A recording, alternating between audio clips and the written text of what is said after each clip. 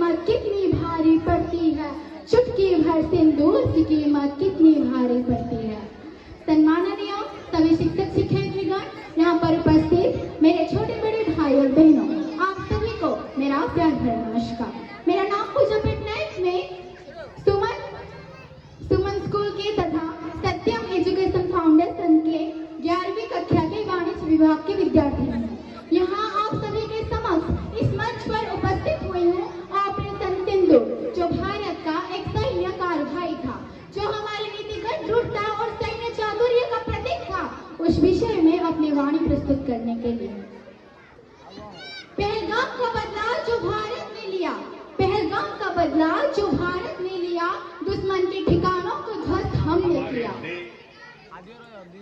आतंकवाद के खिलाफ भारत का यह जवाब, आतंकवाद के खिलाफ भारत का यह जवाब ऑपरेशन सिंदूर चलता रहेगा जब तक होगा ना एक देश का हिसाब।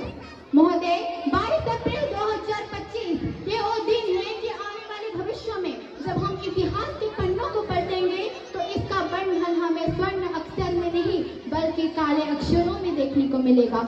इस दिन कश्मीर के पहलगाम में एक अमानवीय आतंकवाद हमला हुआ, जिसमें हमारे 26 निर्दोष नागरिकों की हत्या कर दी गई और वो भी धर्म पूछ कर मारा गया। ये हमला सिर्फ उन मासूम लोगों पर नहीं था, ये हमला था हम 140 करोड़ भारतवासियों के दिल पर। ये हमला था हमारे भारत सरकार पर, ये हमला था हमसे 140 करोड़ भारतवासियों के धर्म निरपेक्षता के बानी पर। जब भारत को ये जानकारी मिली कि इस हमले के पीछे एक आतंकवाद संगठन का हाथ है और इस आतंकवाद संगठन को प्रशिक्षण तथा अस्त्र पाकिस्तान के सर जमीन से मिल रहा है, तो भारत ने अंतर्राष्ट्रीय स्तर पर पाकिस्तान को चेतावनी दी, बार बार साक्ष्य प्रस्तुत किए, फिर भी पाकिस्तान की सरजमीन से पनपते आतंकवादी पर कोई भी कार्रवाई नहीं।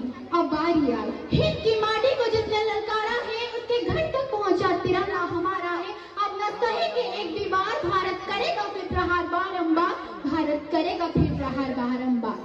7 मई 2025 ये वो दिन है कि जिस दिन 140 करोड़ भारतवासियों बेचैन की नींद सो रहे थे, डरावने की नींद सो रहे थे। इस दिन हमारे कर्नल सोफिया कुरैशी और उनके साथी व्योमिका सिंह ने एक ऑपरेशन को अंजाम दिया भारत सरकार की मदद से, जिसका नाम रखा गया सिंदूर, क्योंकि ये बात उठी थी भारतीय महिलाओं के सिंदूर पर, ये बात उठी थी भारतीय महिलाओं के सिंदूर का बलिदान पर, इसीलिए भारत इससे पीछे हटने वाला नहीं। भारत ने दुनिया को ये दिखा दिया कि जब बात आए हमारे भारत की जनता की सुरक्षा पर, जब बात आए हमारे 140 करोड़ भारतवासियों की सुरक्षा पर, तो भारत चुप बैठने वालों से नहीं। हमने ये दिखा दिया कि हम आतंकवाद के विरुद्ध है और विरुद्ध ही रहेंगे।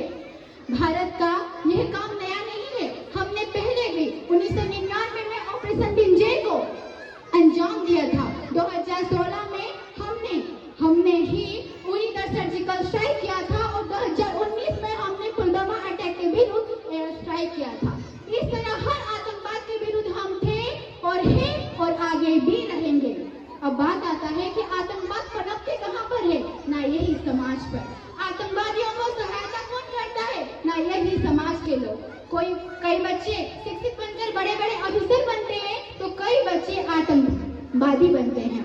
तो सबसे पहले हमारे समाज को सुधारना होगा और आज के ये सारे बच्चे ही कल के भविष्य है। अगर बच्चे ही आज से शिक्षित बनेंगे, देशभक्त बनेंगे, तो हमारे सरकार को एक ऐसे नागरिक मिलेंगे जो कि हमारे देश के नाम को ऊंचा करेंगे, ना कि आतंकवादी संगठन पे जुड़ेंगे। तो आइए शपथ लेते हैं कि हम बच्चे देशभक्तों से ही देश की शान है, देशभक्तों से ही देश की मान है, देशभक्तों से ही देश की शान है, देशभक्तों से ही देश की मान है।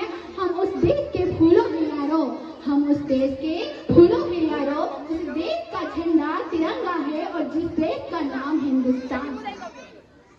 हम सभी भारतवासियों के रगों में, खून में, हर एक दिल के धड़कन में और सांस में ये बात होना चाहिए कि चीर देंगे, फाड़ देंगे, धरती में गाड़ देंगे, चीर देंगे, फाड़ देंगे, धरती में गाड़ देंगे। जो मां भक्ति पर उंगली उठाएगा, छाती पर तिरंगा गाड़ देंगे, छाती पर तिरंगा तिरंगा गाड़ देंगे। जय हिंद, जय भारत। बहुत बढ़िया, सुपर डुपर मिस बाई पूजा पटनायक। मुझे याद